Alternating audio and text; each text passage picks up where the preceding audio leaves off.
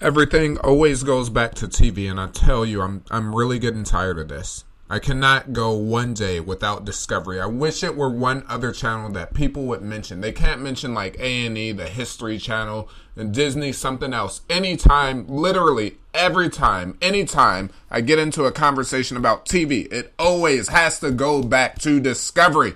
Is it that people actually, they're so focused on HBO and Showtime and entertainment and whatever show that makes The Walking Dead and Breaking Bad, that you're so focused on that you can't actually think of another channel? You're just like, oh, I guess if we're in a conversation about TV, I heard there was something more worthwhile to watch, and that was Discovery. I really don't know what it is, but I'm just going to say Discovery. Because anytime I bring that up, I tell you, I've made so many shows about Discovery, and I keep making these only because every time you talk about TV, this is what someone's going to mention to you. This is what idiots do. They're like, when I say, hey, you have no actual proof that it can help you, they're just like,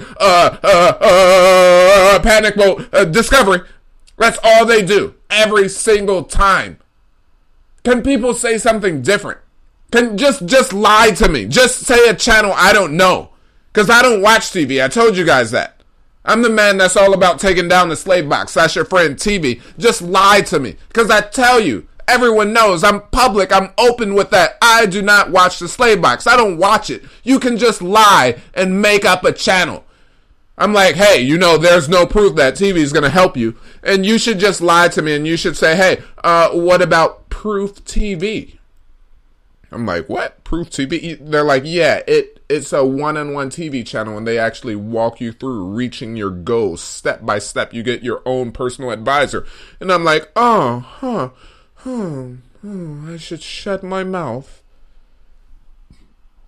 Because you fooled me. You got me right there.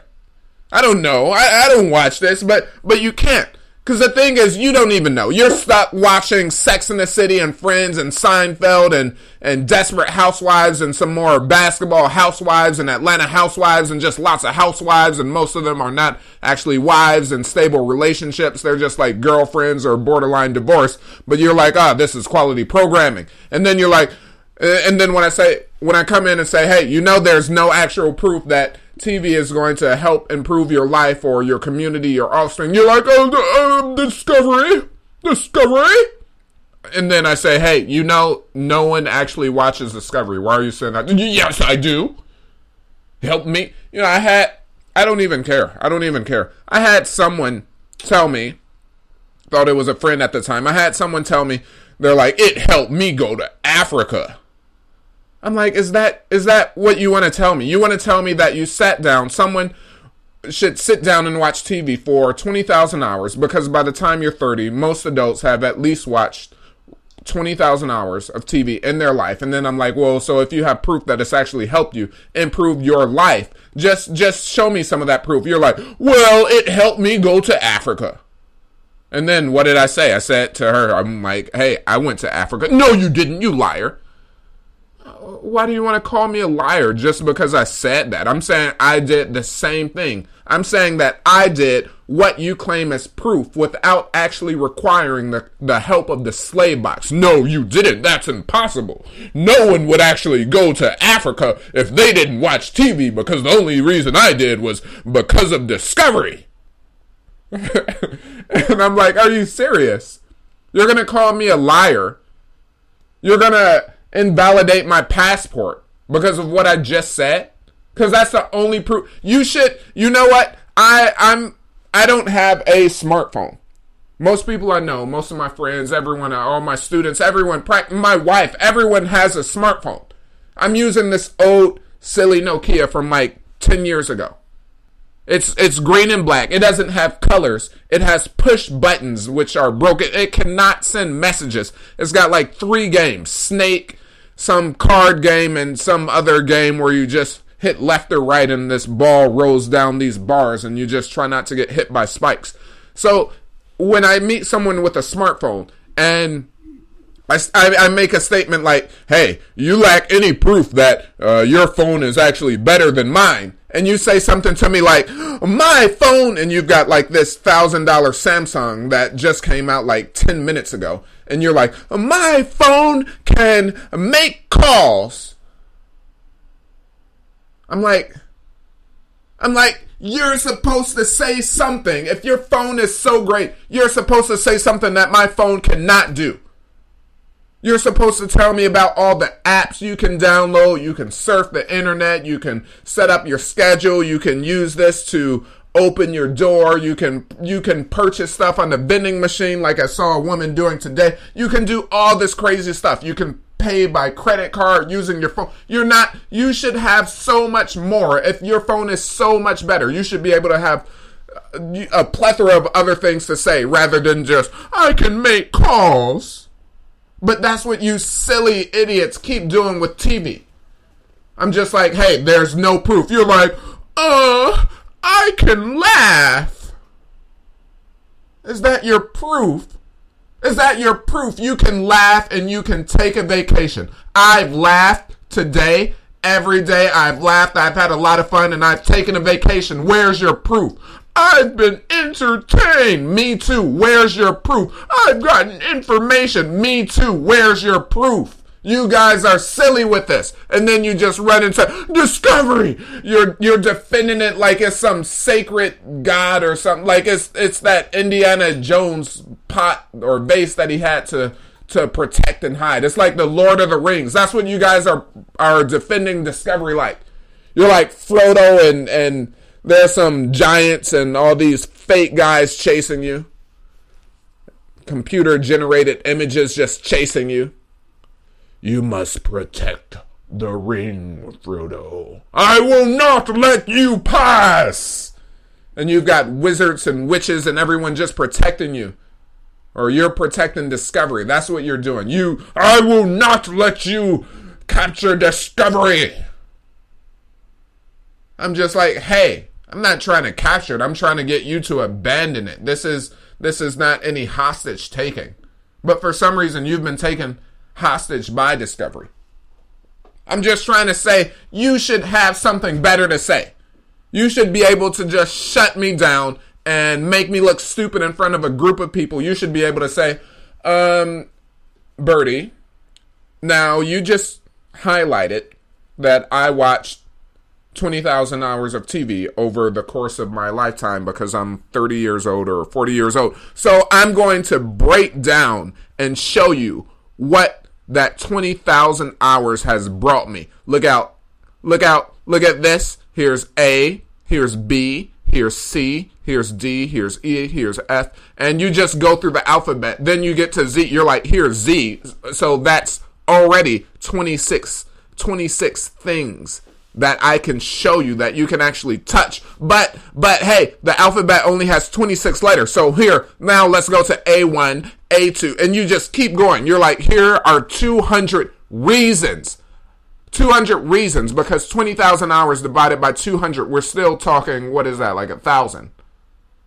Right? We're still talking times 1,000. So you're just showing me 200 pieces of evidence. But not only can you not show me 200, you can't show me 100, you can't show me 50, you can't show me 20, you can't show me 2. You can't, the only thing you're like, I went to Africa. And I'm like, so did I. No, you didn't. You're a liar. The only people that have ever been to Africa have watched Discovery. It's impossible to go without Discovery because when you get into immigration, they're like, do you have your passport, sir? I'm like, yes. Do you have a visa? I'm like, yes. Did you watch Discovery? No. Well, sir, you'll need to get a ticket exiting Africa. And that's what you treat it like. It's like the only people that can go have to go via Discovery. They've got secret police swarming every continent or every country in Africa. I'll be like in Abuja in Nigeria in a cafe just talking with a friend like, yeah, and this and this and this. And then there's like a secret police at the next table. They're like, I just heard that guy say he doesn't watch TV. And they'll alert someone else. Then there's like a raid. They're like, show me your passport and visa and your Discovery license. I'm like, I don't watch Discovery. What are you illegal immigrants coming here taking all the jobs? I'm so frustrated with it because every single time, you cannot talk to someone without them mentioning Discovery, which they don't actually watch. If I asked you to name me 10 Discovery Channel celebrities or personalities, you're like, huh? What? I'm like, yeah, just name me 10. Okay, there's, and then you start smacking your lips. There's, yeah.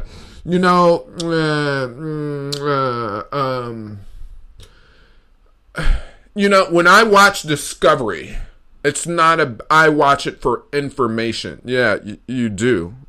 So name me your top 5 Discovery shows. Well, and then people, this is serious. I'm not joking. This is what people actually tell me when I say this, because I have to call people out on it. Because I want you to see how idiotic this sounds when I call it out. When they're like, yes, I do watch Discovery. I'm like, no, you don't. You can't even name me 10 personalities from Discovery. They're like, that's because the content is important. I'm like, all right, then tell me the name of the top 5 shows that you like to watch. And this is what they say. I promise, I'm not making this up. I'm not joking. This is what people say. They'll say, Discovery, they don't have shows. It's just Discovery. I'm like, no, that's a channel. It's a channel. They're like, no, it's just, everything's called Discovery. You're telling me that they don't have a show? They don't have like Pandas United 2.0 and the Endanger, and they're not. That's not a series. No, and people actually say that to me. It sounds like I'm here talking to myself, but actually I'm repeating the words that are just thrown in my face like I'm an idiot. Telling me that Discovery does not have shows. I know they do because I check this. I read about the Slave Box. I don't watch it, but I've got to read about this to study you, to understand you, to try to reach you. I don't buy into the propaganda that and no one's actually watching Discovery. And even I was reading about it, it's filled like with alien searches and all this entertainment. I was shocked when I was reading this.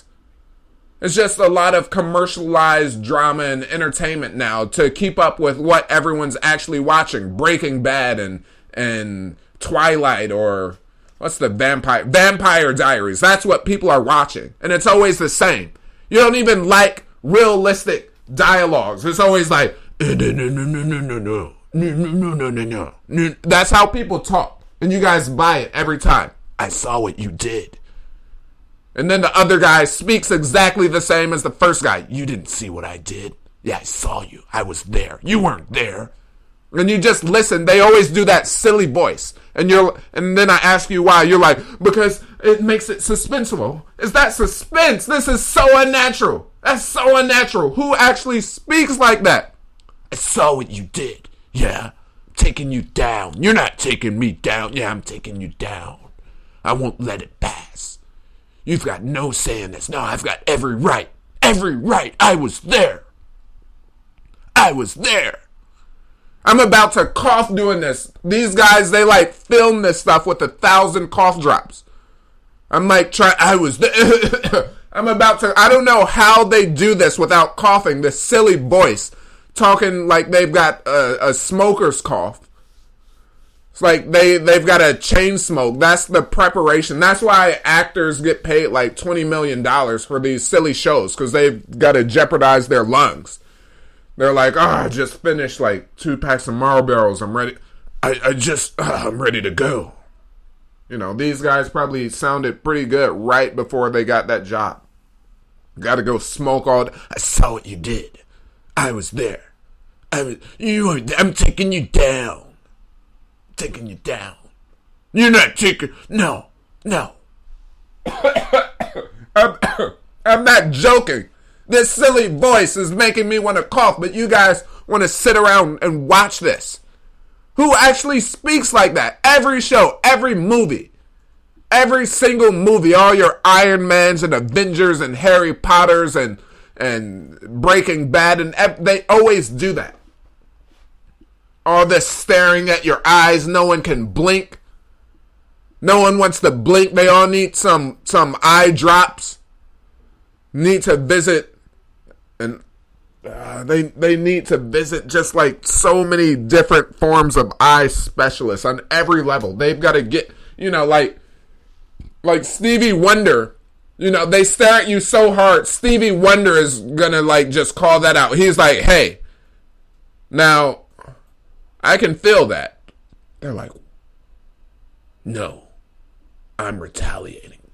And then Stevie Wonder, he's gonna smoke a pack or two in the movies, and because that's the only thing that keeps you excited. He's like, oh, you can feel it? Yeah, I'll let you know what else you can feel. Is that a challenge, tough guy? What do you think it is? All right, let's go. Let's get it going. It's on. Oh yeah, it's on. It's on. Who actually talks like that? You guys love these silly movies. You're gonna come home. My wife waiting for me. She's like, hey baby, how was today? Oh, today was all right. A lot of stuff went down. She's like, what? Is everything okay? What happened to your voice? No, a lot of stuff went down. Tried to get the bus, but the bus was late. It was late. So I had to take a taxi. And the taxi driver, he asked me where to, and I told him the street name. And I told him, take me there. He said, you want to go there? I said, yeah, I'm going there. He's like, when? I said, right now. Right now? Yeah, right now. You got a problem with that, buddy? Yeah, I do. My problem is that you're sitting in my taxi. Oh, yeah? You want to do something? Yeah, I'm going to do something about it. Let's see you do it. Okay, I don't know what happened. I was just trying to figure out if, today was okay and you wanted some of this salmon that I cooked because it's going to be cold soon. Yeah, I do want some of your salmon, baby, because you're my wife. You got a problem with that? No, I love you. I'm your wife. Why does there have to be a problem? Because I'm on TV. In TV, there's always problems, idiot. There are always problems. If you don't like it, let's take it outside. Wait, our daughter's here watching. Yeah, I'll take her outside. Who's got a problem with me? Who's got a problem with me? We can take it outside. King Kong ain't got nothing on me. You love watching this stuff, all your problem-filled shows, all your gossiping and Gossip Girls and reality shows, and you're like, this is high-quality programming, and then when I call it out, you're like, we don't watch this. Yeah, but why were you just watching? I was taking a break because usually I just watch Discovery. All right, and tell me which show again? They don't have shows. It's just everything's called Discovery. Are you lying to me? Yes, you are. Because you think I'm nuts. You just want to feel good about yourself. And then you attack me. You want to call me stupid, name call. And then for those of you that can agree, you're just like, I like what he said. I like the message. Click back to watching your Gossip Girls and all this drama-filled, hate, family breaking, tearing apart trash. And when I say, hey, you don't think this affects you, you're like, no, it's just entertainment. Doesn't affect me. And I'm like, but they're just showing children giving fellatio, like 3-year-old, 4-year-old kids on HBO simulating oral sex. You're like, nah, it doesn't affect me. What about all these fights? You cannot watch one show where they're not having fights. Husbands and wives are just not quarreling back and forth. Nah, it doesn't affect me. What about teens? They're just out of control, don't listen. Nah, it doesn't affect. What about that? Nah, it doesn't affect. What about? Nah, it doesn't affect me. What about all the talk shows and Ricky Lake and Judge Mathis and this and that and Judge Judy and all these out of control teens? And my daughter was in 25 gangbangs by the time she was 13, and that's normal, and I was pregnant at the same time. Doesn't affect me, and none of this affects you. You're a black hole. You believe you're a black hole, just like the TV. You're like, I can take in any amount, and it will never affect me. Yet you can't explain, if this doesn't affect you, why don't you watch anything better? You cannot say that. You don't know how to explain it. You're just like, yeah, I can watch whatever. I can watch just children get their heads blown off and people get their arms and faces blown off and blown in, and just watch Superman come save the world, and none of that means anything to me, even though in my life I'm waiting for Superman to personally come and switch the situation in my community because I'm living in a first world country, yet how I live is actually more like a second or third world country, yet I'm waiting for Superman, just like everything I watch on TV, yet it doesn't affect me. Everything I watch doesn't affect me, yet I'm like, so if it doesn't affect you and you're neutral, why don't you just watch something better? Yeah, I don't want to watch anything better because it actually doesn't affect me. Doesn't affect me.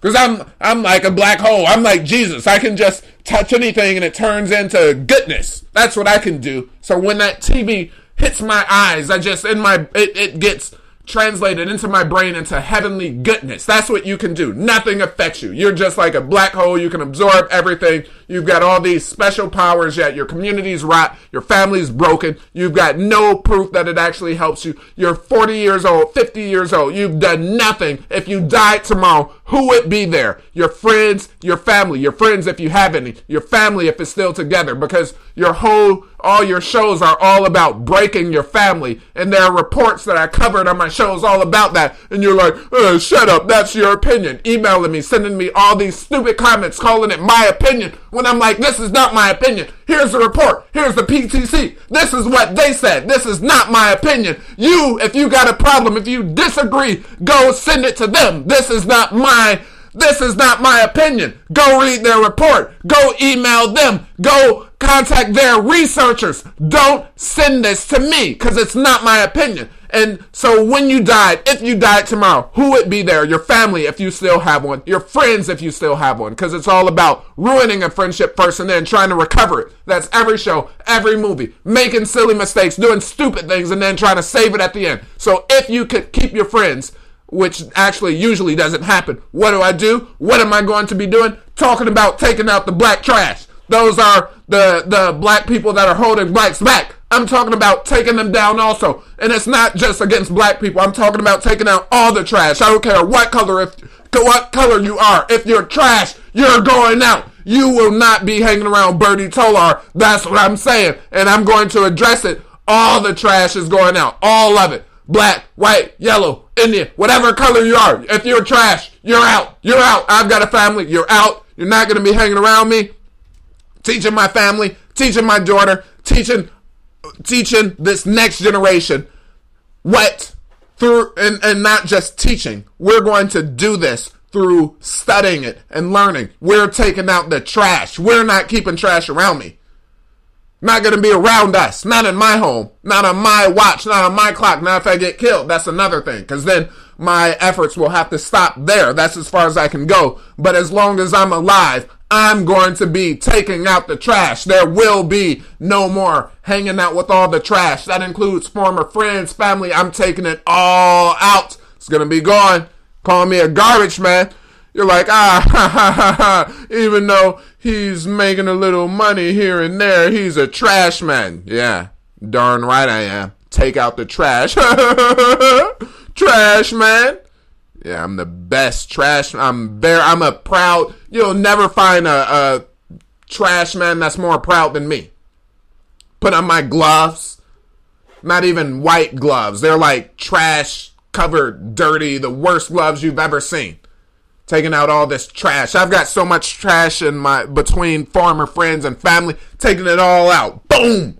And back to my point. If you guys died tomorrow, who would be there? Your family, if you had any, after it hasn't been assisted in being broken by TV. And I'm not saying that TV is the main cause, because you're like, oh, you're going to blame TV on families being broken. I'm saying, no, I'm not blaming that. But why are you watching this TV that clearly, and through all the reports, they undermine the family unit? It's published. That's information. That's not my opinion. It's not my opinion. Why are you, if you really believe that I'm wrong and you're like, oh, TV doesn't affect families. So if it doesn't affect families, why are you constantly watching programs nonstop that undermines the family unit? You're like, it doesn't affect family. That's just your opinion. That's stupid. And we don't care, and we're just going to go watch it. It's fun. So if you don't care, then why don't you watch something better?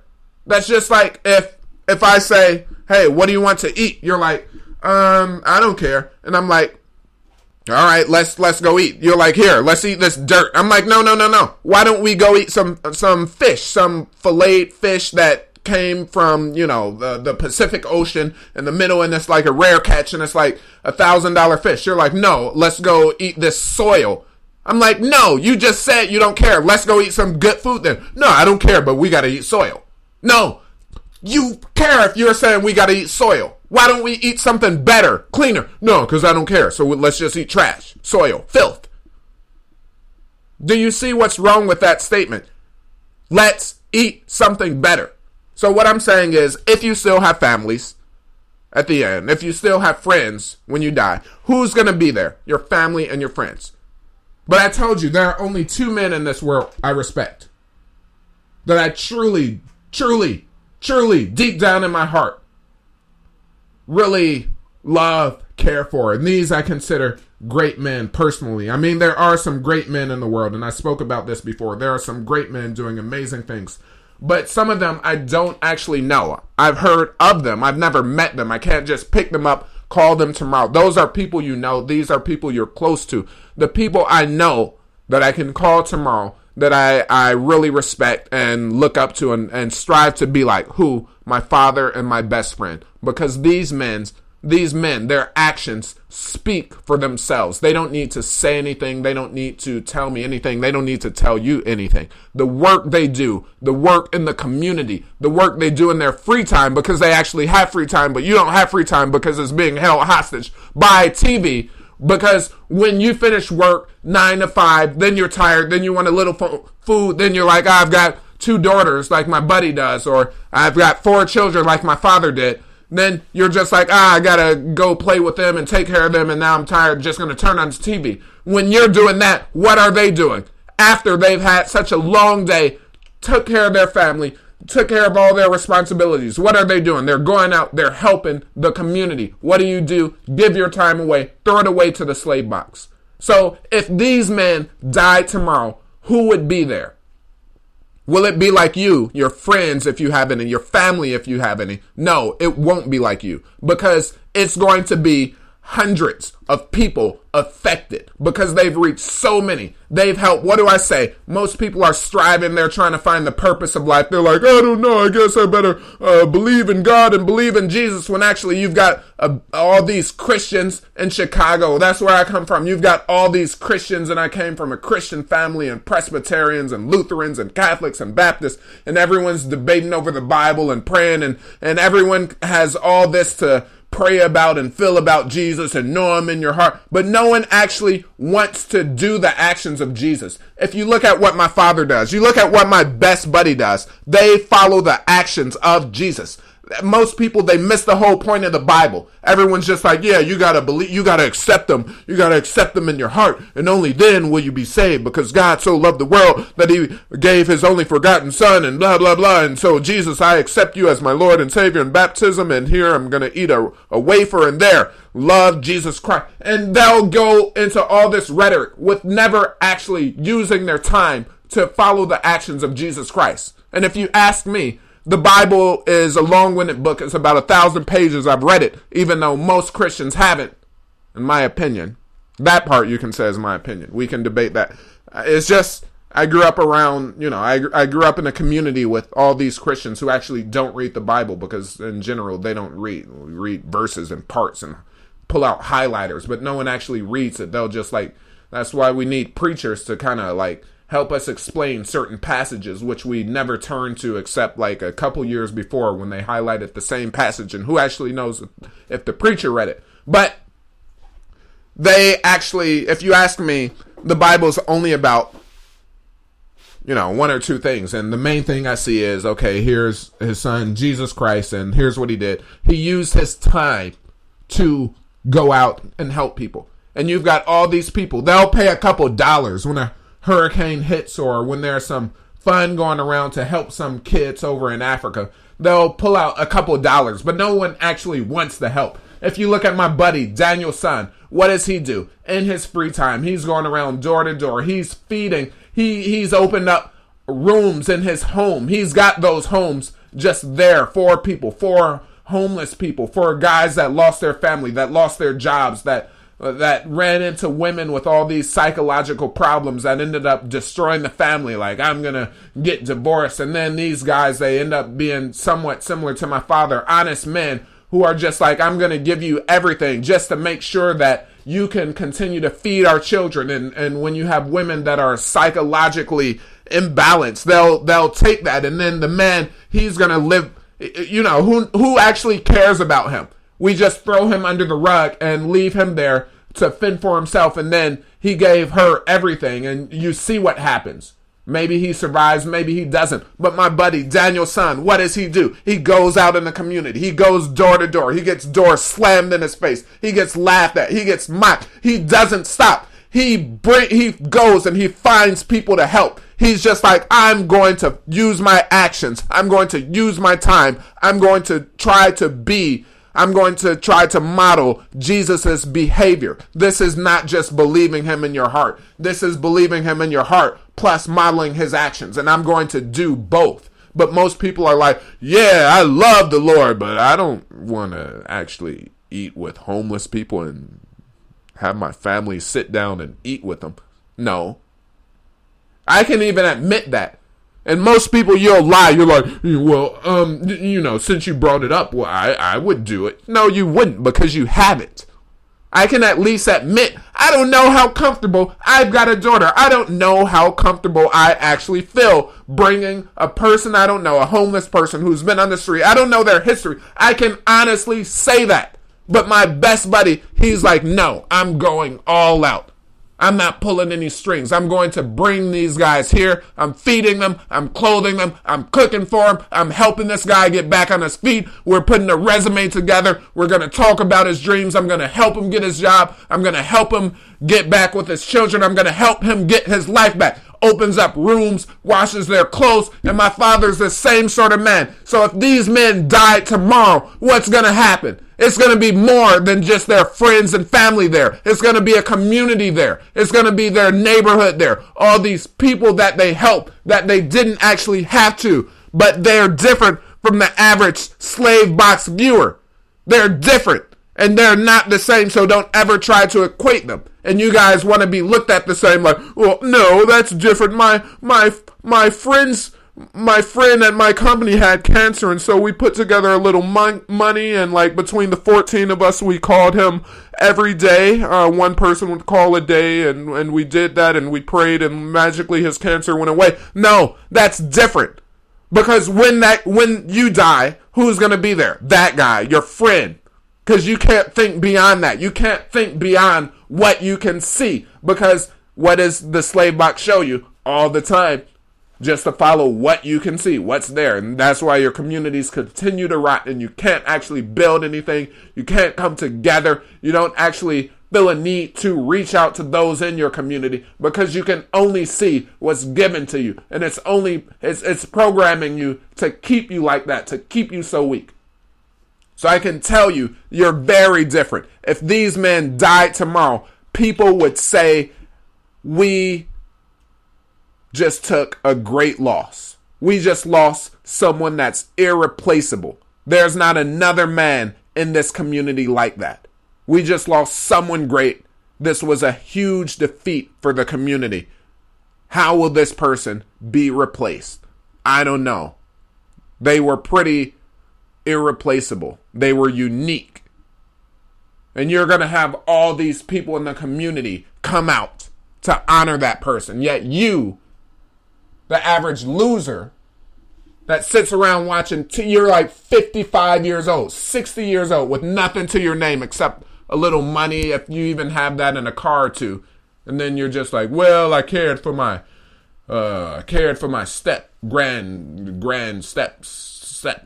You know, they don't even have real names, like no blood relate. You're just like, I cared for my stepdaughter, stepson, stepbrother, stepfriend. And that's all you can say. And most of you don't get that. You know, every time it's like you think, he's just ranting. Because you think I'm ranting because you don't see any relation to TV. You never see a relation to TV. Every time I'm just like, TV. You're like, what's the relationship between that and our world? I'm like, I just told you. I'm saying that. That's what I'm saying. I'm saying all of this is related. Don't you understand? This is the hugest relationship.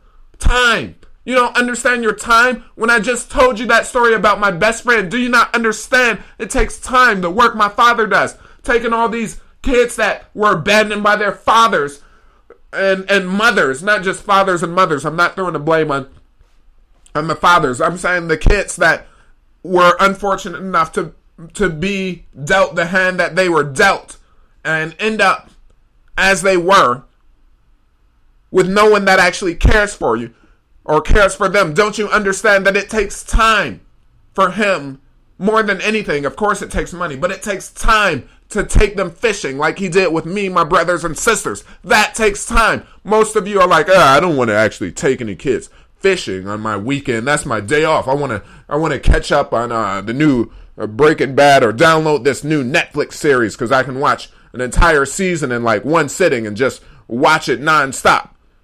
Most of you don't actually care. And this is why I'm frustrated. Because you're so happy living like this. And anytime I try to bring up just the slightest inkling of information and just try to question you about this and try to get you to change your actions. Because that's all I really care about. Your actions, your actions, your actions. That's what I'm talking about. It's the actions of Jesus. Most Christians, I came from Chicago. You've got all these churches, preachers everywhere, all these church goers, and yet none of them can actually, who really cares at this point, who actually cares about the belief? I don't care if someone's like worshiping Beelzebub in their heart. If you give me the actions of Christ, wow, this next generation would have some hope. I mean, right now, there's practically none. If you just gave them the actions, they don't actually, the little boy that my father helped and was taken care of, and not just him, but all these kids, they don't actually care. When you're stepping over them, when they're sleeping on the sidewalk, sleeping on porches, when they've never had anyone who actually cares, when they're just roaming the street, loitering, they don't care what you believe in your heart as you ignore them because you're ignoring them. What they care about is, whoa, he took us fishing. Didn't really cost any money. I mean, it did take gas money, but whatever. You still needed money for supplies if you didn't have any, but there's like someone, we never knew about this. We never knew what it was like to actually get out of the city life because we just stay here in the slum, going from broken home to abandoned home and going to school where teachers don't care and then going back to this place where with no one. And then there's this guy, took all of us fishing. And then the only thing we're so used to seeing this selfishness that the only thing some people can say is, he must be a pedophile helping kids, because if it was me, I would just abandon them and walk over them just like I always do. Just like you see, because you're sitting there, you're waiting for Superman. And this is why I'm frustrated. Because no matter what I say, you're going to defend TV to the end. No matter what I say, even you know how true it is. You're just like, Discovery. I don't like what he said. I don't like how he said it. So Discovery. Discovery. You say that with such power like you're Martin Luther King delivering I Have a Dream for the first time with 1 million people in front of you. And you're like, when he's saying, let freedom ring, that's how you say Discovery. He's like, how did that speech start? How did it start? He's like, I have a dream that one day, excuse me. He's like, I have a dream that one day down in Alabama, little boys and then at the end when he's like, let freedom ring from the hills of Tallahassee. That's what you're like with Discovery. taken up for it at the end because you know that everything I said is actually true and you can't refute it, but you're just like, that's your opinion, even though you told us it wasn't, and you listed the reports in some of your other shows and we can just go read them because you sourced them, but you're like, I don't care, I'm just gonna keep hollering over you. You're like, and let Discovery ring when people try to talk about TV and how it's just wasting all our time. Let TV ring when he's talking about how there's no actual proof. Let TV ring when he brings up the reports that TV is actually undermining the family unit. Let TV ring. Let Discovery ring. Let it ring. I have a dream.